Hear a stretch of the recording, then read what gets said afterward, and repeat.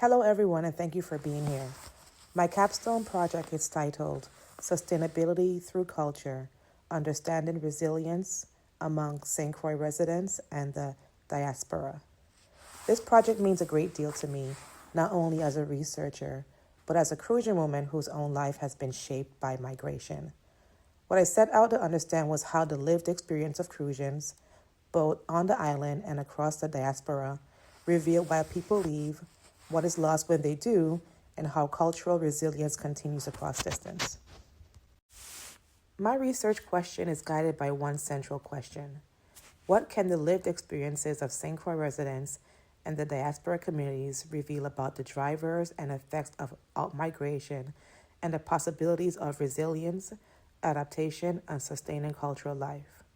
I wanted to go beyond simply identifying push factors and wanted to understand the emotional, cultural, and structural stories people carry with them when they leave and what it means for the future of St. Croix. Why this matters. Outmigration is often talked about as a personal choice or an economic calculation, but what I found challenges this narrative. My research shows that outmigration from St. Croix is deeply connected to environmental injustice, structural inequality, and cultural erosion. So this matters because it reframes migration, not as an individual preference, but as the result of long-standing systems of neglect and extraction. It also highlights the cultural consequences that are often ignored when we look only at the data and numbers. To make sense of this, I used three interconnected frameworks. First was environmental justice, which helped me understand how unreliable utilities, fragile healthcare, and inadequate infrastructure create environmental displacement.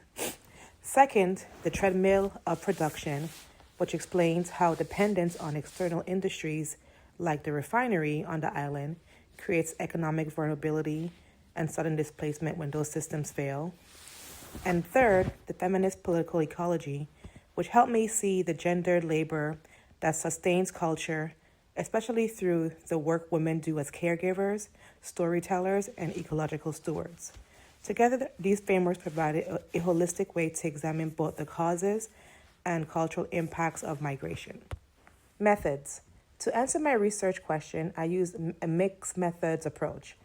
This included a 19-question online survey with 38 respondents, an intergenerational semi-structured interviews with 3 Crucian women, community mapping sessions, archival research, and ethnography. This combination allowed me to pair structural analysis with deep personal narratives. It also ensured that I didn't rely on a single story, but included multiple voices and multiple forms of knowledge. Key finding number 1, why people leave.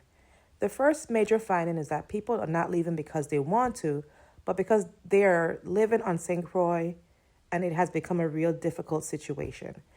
Participants described the high cost of living, unreliable energy and water systems, limited job opportunities, and fragile healthcare. These pressures are not simply inconveniences, but they are also structural conditions that limit their ability to live with stability and dignity. Migration in this context becomes a survival response.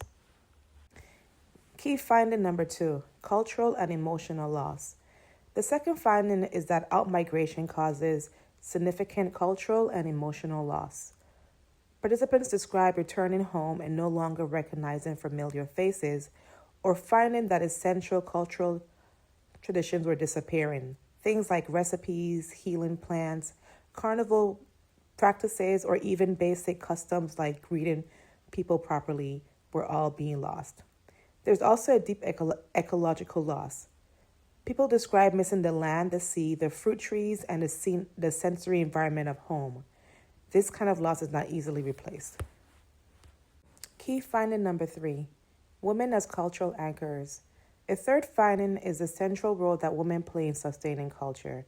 Across interviews, women were the ones making migration decisions, preserving traditional knowledge, cooking Crucian food, teaching children dialect and customs, and maintaining community ties in the diaspora.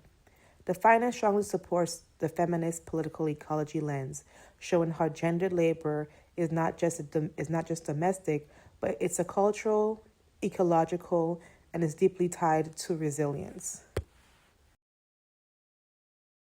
Finally, key finding number 4, diaspora resilience. Despite the hardships of displacement, the diaspora continues to express and preserve Crucian identity.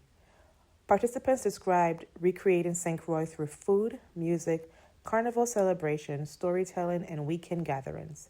The community map was especially powerful.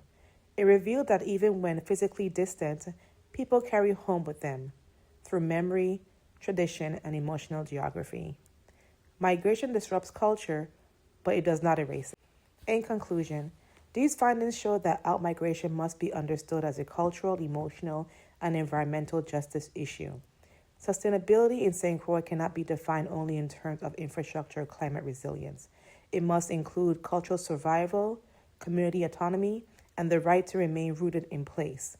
In other words, sustainability is not only about ecosystems, it's about identity, dignity, and belonging. Looking ahead, future research should include more male voices and also focus on those who manage to stay on the island despite hardship.